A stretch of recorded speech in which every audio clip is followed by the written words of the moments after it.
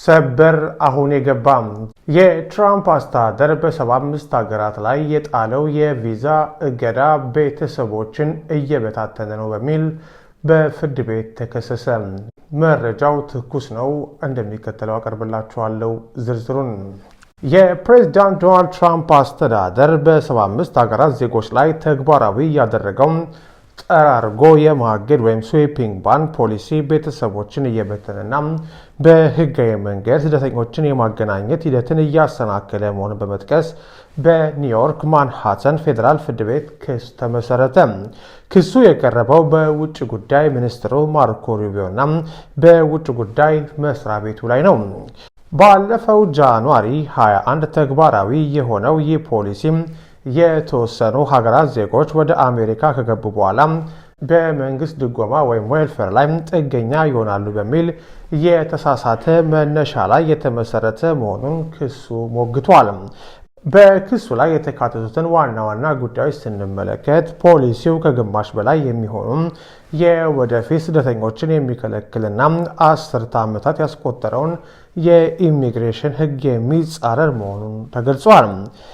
የህዝብ ሸክም ወይም ፐብሊክ ቻርጅ የሚለው መነሻ በማስረጃ ያልተደገፈና በተወሰኑ አገራት ላይ ብቻ ያነጣጠረ መድሎ መሆኑን ጠበቆች ገልጸዋል።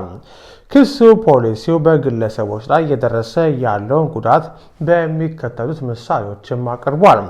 የሰፎልስ ካውንቲ ነዋሪ ሲዛር አንድረድ አጊሬ ባለቤቱና ህፃን ልጃቸው ለቪዛ ቃለመጠየቅ ወደ ጓቲማላ አቅንተው በነበረበት ወቅት እገዳ በመጣሉ ወደ አሜሪካ መመለስ አልቻሉም።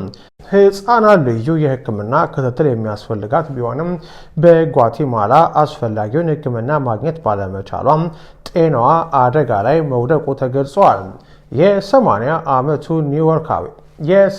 ዓመቷ ኒውዮርካዊት አግነስ ኬሪማ 4 የጎልማሳ ልጆቻቸውና 3 የልጅ ልጆቻቸውን ከጋና ለማምጣት ለ10 ዓመታት ሲጠባበቁ የነበረ ቢሆንም እገዳው በመጣሉ ምክንያት ቤተሰባቸው ሳይገኝ ቀርቷል። በርካታ ኢትዮጵያውያንም የዚህ ሰለባ ናቸው። በክሱ ላይ እንደተጠቀሰው ከታገዱት አገራት መካከል ከ85 በመቶ በላይ የሚሆኑት አውሮፓውያን ያልሆኑና አብዛኛው ህዝባቸው ጥቁር ወይም ነጭ ያልሆኑ ናቸው። የህግ ባለሙያው ሐሰን ሻክፉላ አስተዳደሩ ነጭ ከሆኑ ሀገራት እንደ ዴንማርክና ኖርዌይ ብቻ ስደተኞች እንዲገቡ በግልጽ እየፈለገ ነው ሲሉ ወቅሰዋል።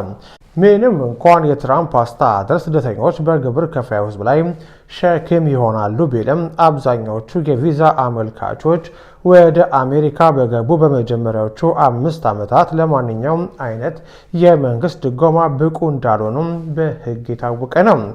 የአሜሪካ ውጭ ጉዳይ መስሪያ ቤት በቀረበው ክስ ዙሪያ ይህ ዜና እስከተጠናቀረበት ጊዜ ድረስ ያለው ነገር የለም። የፍርድ ቤት ሁኔታ እየተከታተልን እንዘግባለን። ዘሀበሻን ተከታተሉ።